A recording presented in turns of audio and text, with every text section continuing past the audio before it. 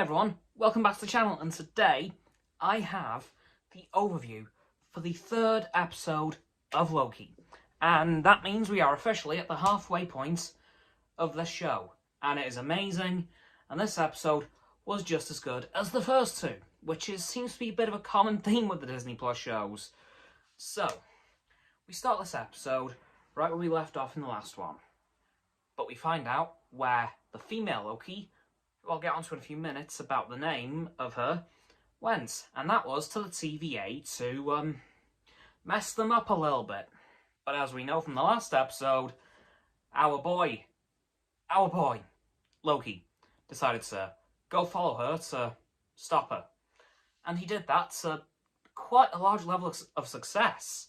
But just as Loki was about to take the female Loki down, the judge who was about to sentence him in the first episode, who seems to be like the head of the TVA, showed up, was just about to reset the female Loki, but then she accesses a temp pad, which is the pads that the TVA use to skip around the timeline, and drops them to another location, one of which we eventually find out is a planet called Lamentis 1. In the year 2077. Shout out to all you cyberpunk fans. Anyway, we find out that they've gone to this planet, but this planet's about to be destroyed in about 12 hours. Yeah, the planet's moon's gonna crash into it and make the planet go boom. So the two Lokis have to get the temp pad recharged because it is dead and get off the planet, otherwise they're going to be dead too. So now they've just got to find a way to power up the temp pad. Oh, and there was a little scene at the start of the episode which becomes very relevant at the end. I'll explain that later on.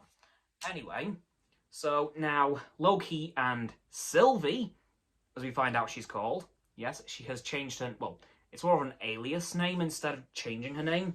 She is still called Loki, but she prefers to be called Sylvie, which is more than fair enough.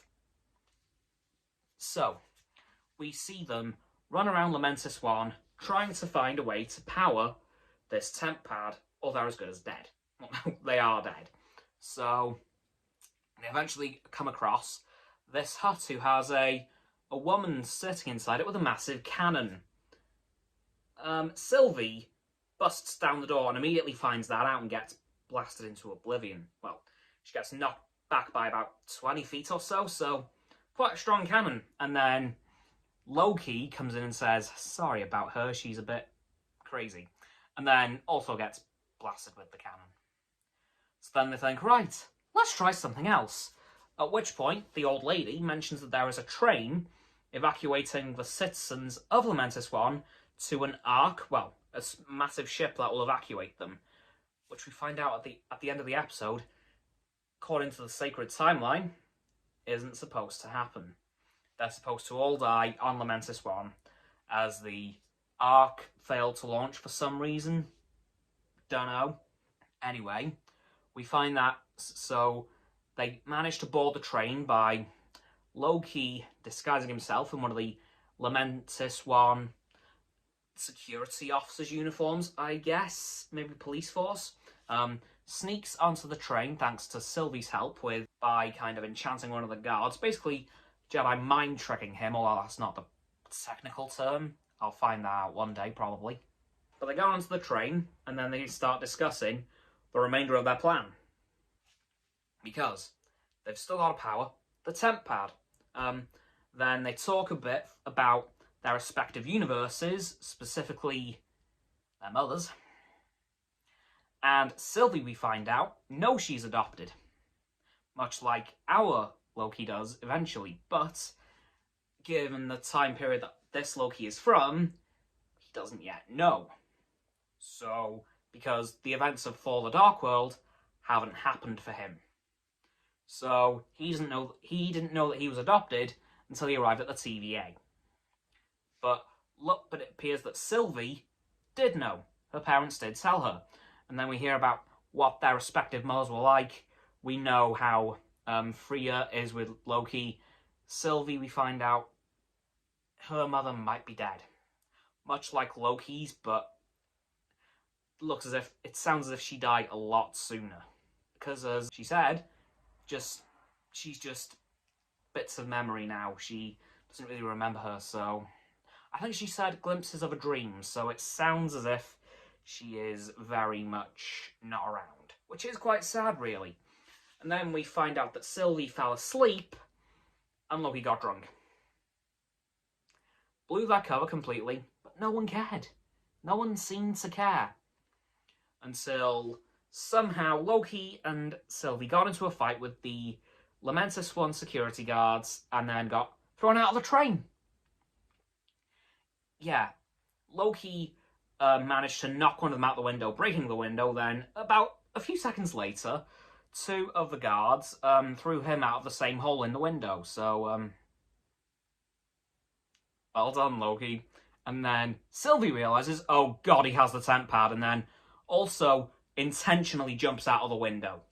At which point, once they both get back on their feet, we find out that the temp pad is kinda, sorta, a little bit broken. Oops. And then Sylvie kind of lets out a scream that causes an actual shockwave, which was really cool. And, yeah, it just wasn't... It's not their day. And then we see them think of another plan. Let's change the timeline a bit and get the Ark up in the air or in space. But before they decide on that, well, after they decide on that plan, they head to what seems to be the capital city of Lamentis One. At which point we start to see asteroids really start to come down. But at the end of the episode, Sylvie reveals something. The TVA agent that she's captured, she actually knows her. Because every person who works in the TVA wasn't created by the Timekeepers. They're all variants.